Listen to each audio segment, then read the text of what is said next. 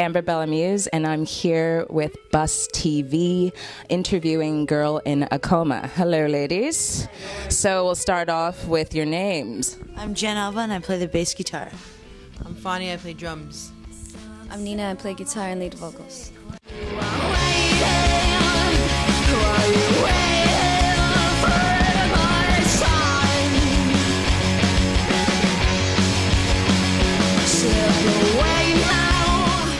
So what can you tell me about your Mexican-American roots, and has that inspired your music in any way? Well, we're from San Antonio, Texas, and so, yeah, we're all three Latinas, and living in San Antonio, it's very Mexican-American cultured. It's very Tex-Mex. Great food, great people, great art, and we're definitely influenced every day by living in San Antonio with the music. There's a lot of music going on all over the city. So, yeah, Nina and I's grandfather was in a conjunto Tejano band in a small town called Rungi, Texas. So we grew up listening to a lot of Spanish music and Selena and stuff like that. So it's definitely influence in our writing and how we're raised. Mexican music and a lot of Latin music, it's really hard to find alternative music that's happening, and they don't seem to really acknowledge it. I mean, it's amazing when you go on to, iTunes, all the bands that you can find, but they're just not getting any kind of platform. Are you guys hoping to kind of break that? Yeah, we definitely want to do that. The thing is it's one of those things where it's like, man, we don't. Fani knows the most Spanish out of us three, and Nina and I are working on it, but it's one of those kind of heritage, where you're man, I really need to learn the language because we're a little bit behind.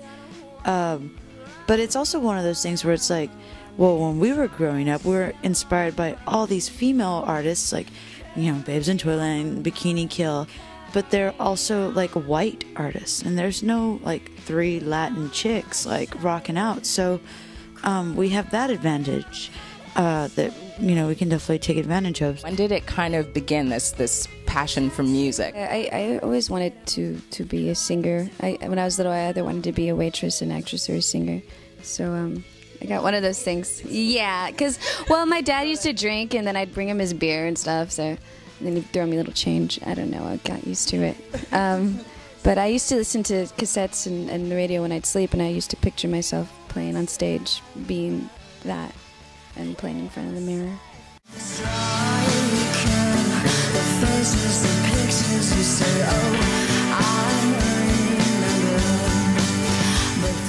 Talking about Morrissey, and obviously he was a big influence. What was it like mentally finding out that you were going to be opening for him? Well, it was, we were kind of already prepared for our own tour, and we got a call out of nowhere, would you consider, opening up and canceling your tour, basically? And of course, in a heartbeat, yes. So, it was mind-blowing. At the same time, it was okay, well, yeah, we're big fans, but we gotta work, and we gotta, grab some of his fans. That would be the goal, So we just worked really hard, and we kind of stayed out of his way, even though we're huge fans. We're oh my God, there he is. Okay, we'll hide somewhere or something. But it's just about doing a good job. Did you become vegetarians because of Morrissey? When I got into Morrissey, I was about 13, and I wanted to do everything like him. I ate bagels, yogurt, and became vegetarian.